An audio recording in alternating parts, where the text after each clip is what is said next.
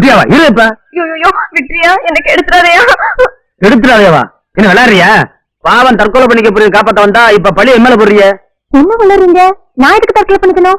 நீ தற்கொலை பண்ணிக்க போறதான வள்ளி வர சொன்னுச்சு. இல்லையே, நீங்க சாராயத்தை குடிச்சிட்டு எனக்கு எடுக்க போறதா சக்கரை சொன்னா, அதான் நான் பயந்து ஓடி வந்தேன்.